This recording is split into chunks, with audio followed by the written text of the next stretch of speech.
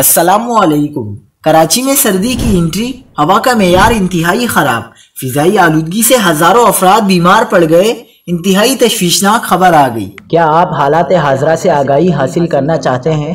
خبر کے پیچھے چھپے اصل حقائق جاننا چاہتے ہیں تو ابھی سبسکرائب کیجئے جل مل پاکستان کو اور ساتھ ہی گھنٹی کے نشان پر کلک کر دیں۔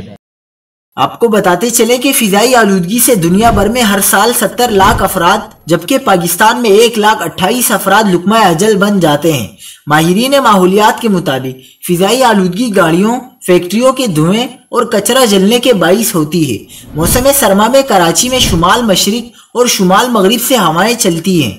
ماہرین ماحولیات کا کہنا ہے کہ ہواؤں کی تبدیلی کے باعث فضائی معیار انتہائی آلودہ رہتا ہے۔ ماہرین طب کے مطابق موسم کی تبدیلی سے سب سے زیادہ متاثر دمے کے مریض ہوتے ہیں۔ موسم سرما میں دمے، سانس کی بیماریاں اور الرجی کے کیس بڑھ رہے ہیں۔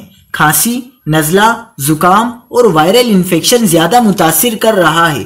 مریض فوری طور پر اینٹی بائیوٹک استعمال نہ کریں۔ موسم کی تبدیلی کی مناسبت سے غذائیں استعمال کریں۔ ٹھنڈی، غیر معیاری اشیاء اور مرغن کانوں سے گریز کریں۔ موسمی پھلوں اور ان کے جوس کا استعمال کریں۔ موسمی پھل قوت مدافعت بڑھاتے ہیں۔ چائے، کافی، قہوہ اور سوپ کا استعمال کریں۔ شہد اور ادرک کا استعمال صحت کے لیے مفید ہے۔ گھر سے باہر نکلتے وقت ماسک کا استعمال لازمی کریں۔